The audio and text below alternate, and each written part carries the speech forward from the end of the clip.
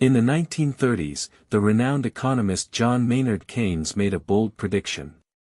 He calculated that by the year 2030, technological advancements would be so profound that humanity would only need to work 15 hours a week. The greatest challenge of our era, he hypothesized, would be figuring out what to do with our overwhelming abundance of leisure time. Today, we are surrounded by algorithmic assistants, instantaneous global communication, and machines that automate our domestic chores.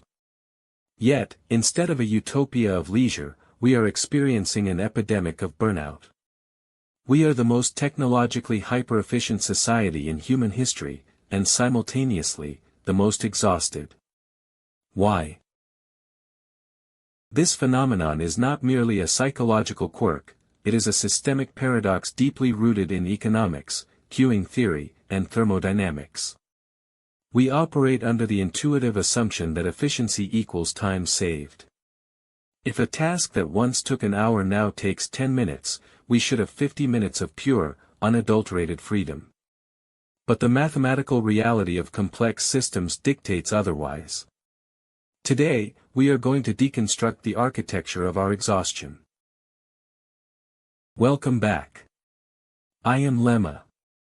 In this deep dive, we will explore why the relentless pursuit of frictionless productivity has engineered a society devoid of slack. We will look at the industrial commodification of time, the brutal mathematics of Kingman's formula, and the thermodynamic cost of maintaining order in our daily lives. To understand our current exhaustion, we must first examine how our perception of time was fundamentally rewritten. For the vast majority of human history, time was task-oriented.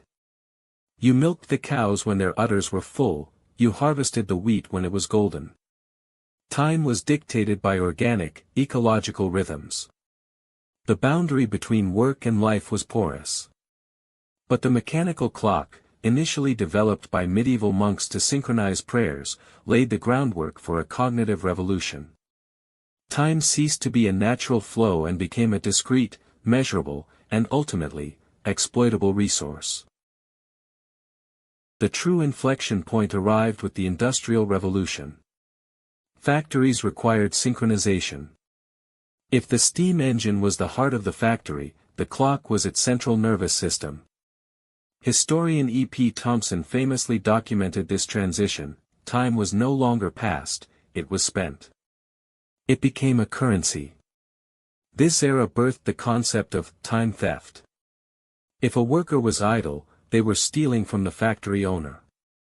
This conceptual shift laid the psychological bedrock for modern productivity guilt. In 1911, Frederick Winslow Taylor published The Principles of Scientific Management. Taylor stood on factory floors with a stopwatch, breaking down every human motion into microactions to eliminate seconds of waste. He viewed the human body merely as an imperfect machine that needed algorithmic optimization. Taylorism succeeded in exponentially increasing industrial output, but it permanently infected our culture. We internalized the stopwatch. We became our own scientific managers, constantly optimizing our morning routines, our commutes, and even our leisure. But why does optimizing our routines fail to yield free time? The answer lies in a 19th-century economic principle known as the Jevons Paradox. In 1865, economist William Stanley Jevons observed a counterintuitive trend in coal consumption. James Watt had introduced a new steam engine that was vastly more efficient, requiring significantly less coal per unit of work. Logic dictated that overall coal consumption should drop. Instead, coal consumption skyrocketed. Why? Because the increase in efficiency made steam power incredibly cheap and economically viable for entirely new industries.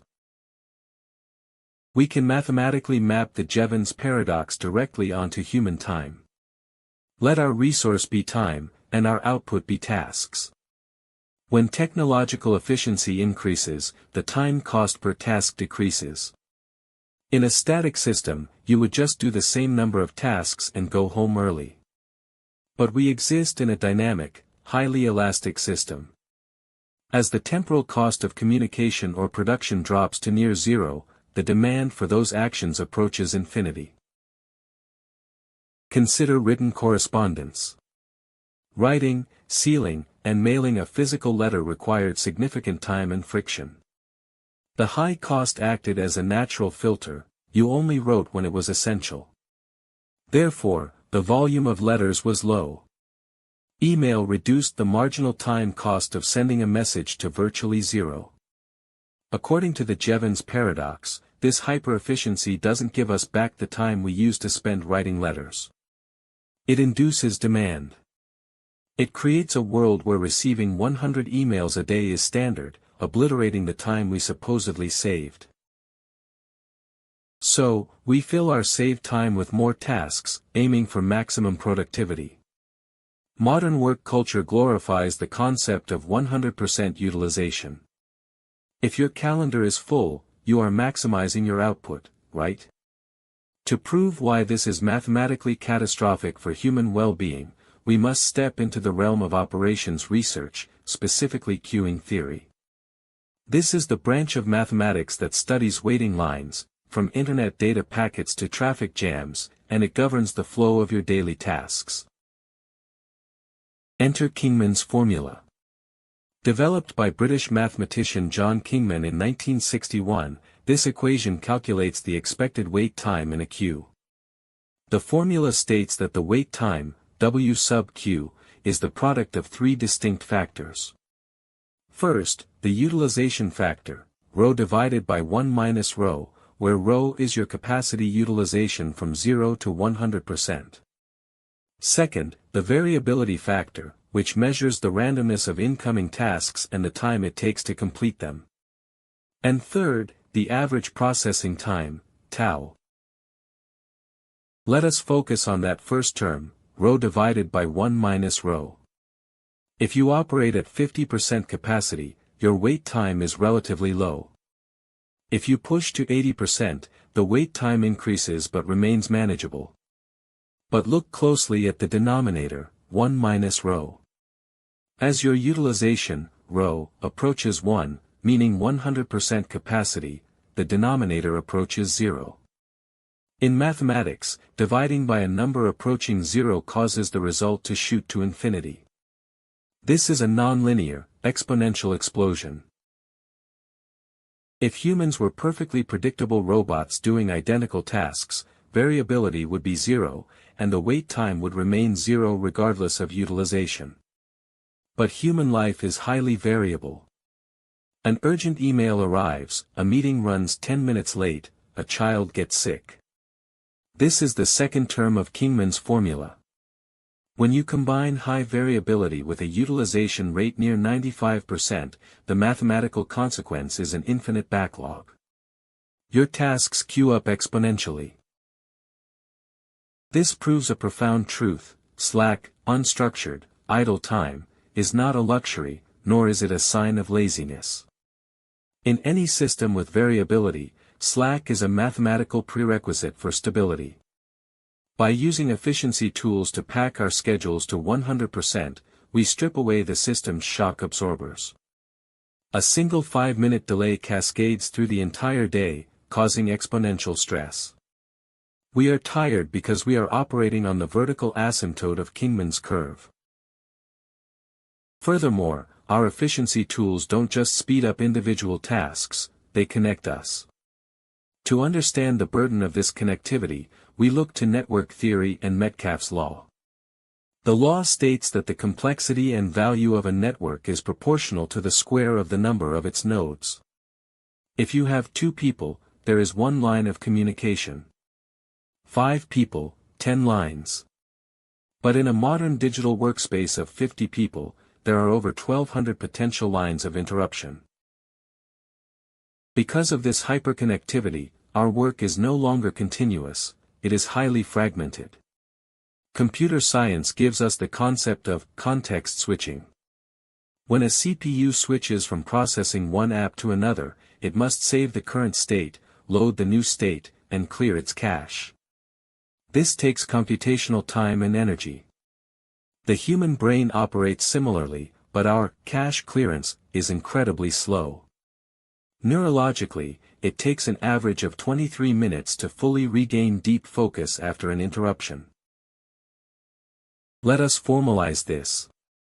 Total time spent equals the time required for the task, plus the number of interruptions multiplied by the context-switching penalty. If you have an 8-hour workday, but you are interrupted by an efficient ping every 15 minutes, your total penalty time far exceeds your actual working time. You reach the end of the day feeling utterly drained, yet feeling like you accomplished nothing. Your brain spent all its ATP, its biological energy, simply loading and unloading contexts. Why do we subject ourselves to this? Because efficiency tools hijack our neurobiology. Clearing an email or checking off a microtask triggers a small release of dopamine in the basal ganglia. It provides a false sense of completion. We become addicted to the low-hanging fruit of shallow, high-efficiency tasks, while the complex, deep work, the work that actually requires sustained cognitive load, is endlessly deferred. We are confusing velocity with trajectory. We are moving faster than ever, but going nowhere. To elevate our understanding, let us apply a dimensional strike and look at this through the lens of physics. The human being is an open thermodynamic system. The second law of thermodynamics states that the entropy, or disorder, of an isolated system always increases. To maintain order, to maintain a highly organized, hyper-efficient schedule, requires a massive, continuous input of energy. You are fighting the natural entropic drift of the universe every single minute of your day. In physics, systems that maintain high order by taking in energy and exporting entropy are called dissipative structures. A hurricane is a dissipative structure, so is a living cell, and so is your hyper-optimized routine. But here is the catch: when you pump energy into a system to lower its internal entropy, the excess entropy must be expelled into the environment, often as heat. In the human psychological system, this thermal exhaust is experienced as stress, anxiety, and burnout. If we shift our dimension to evolutionary biology, we encounter the Red Queen hypothesis. Named after a character in Lewis Carroll's Through the Looking Glass, the Red Queen tells Alice, "It takes all the running you can do, to keep in the same place." In evolutionary terms, species must constantly adapt and evolve not to gain an advantage, but simply to survive against ever-evolving opposing organisms. In our capitalist economic system, efficiency is the Red Queen. When a new efficiency tool is introduced, say, generative AI that writes reports in seconds, it provides a brief competitive advantage. But once adopted by the market, it becomes the new baseline. The expectation of output ratchets up to match the new technological capacity. You are no longer rewarded for writing a report in 10 minutes, you are now expected to write 40 reports a day. The technology scales our capacity, but the economic system scales the demands perfectly in tandem. This sociological phenomenon is elegantly summarized by Parkinson's law, coined by Cyril Northcote Parkinson in 1955. It states, work expands so as to fill the time available for its completion. If you give yourself exactly 1 hour to complete a task, the psychological pressure and focus will ensure it takes 1 hour. If you allocate an entire day for the same task, it will magically balloon in complexity and take the entire day. Efficiency tools create vacuums of time, and Parkinson's law guarantees those vacuums are instantly filled with busywork. We have reached a philosophical crisis. By treating time strictly as a container to be optimized, we have commodified our very existence. In ancient Greece, the word for leisure was skol, which is ironically the root of the modern word school. But for the Greeks, skol did not mean the absence of work, or mindless consumption. It meant time spent cultivating the mind, engaging in philosophy, and existing for its own sake. Today, true skol is nearly extinct. Our leisure is either highly scheduled, or it is exhausted, passive consumption. The poet Lord Byron once wrote of time as a tyrant. By worshipping at the altar of efficiency, we have armed the tyrant. We measure our self-worth by our output, treating ourselves as algorithms optimized for minimum latency and maximum throughput. But humans are biological organisms, not microprocessors. We require seasons, cycles, and fallow periods. A field that is relentlessly farmed without a period of rest will eventually yield nothing but dust. So, how do we escape the asymptote? The answer is not better time management. The answer is a radical, deliberate reclamation of inefficiency. It requires recognizing that the Jevons Paradox will consume any time you save unless you build hard boundaries. It means understanding Kingman's formula and intentionally designing slack into your system, not as a flaw, but as a structural necessity. You must have the courage to leave the calendar blank, to let the email go unanswered for a day, and to step off the Red Queen's treadmill. Efficiency is a magnificent tool for machines, but a terrible master for humanity. The ultimate purpose of saving time should not be to do more things, but to do better things, or perhaps, to occasionally do absolutely nothing at all. Life is not a queue to be processed, it is an experience to be inhabited. The next time you feel the guilt of unproductivity creeping in, remember the math.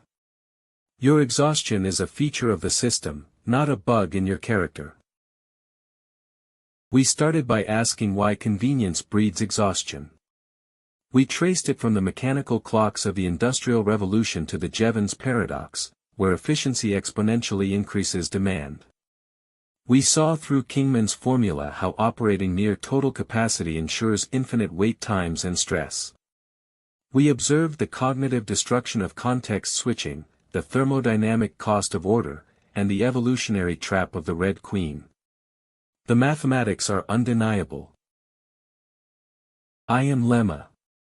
If this exploration helped you understand the invisible architecture of your daily life, consider subscribing. My goal is to deconstruct the complex systems that govern our world, using rigorous science and mathematics to bring clarity to the chaos. If you know someone who is trapped on the asymptote of burnout, share this video with them. It might just give them the mathematical permission they need to finally build some slack into their lives. Thank you for your time, your truly unstructured, unoptimized time. I will see you in the next deep dive.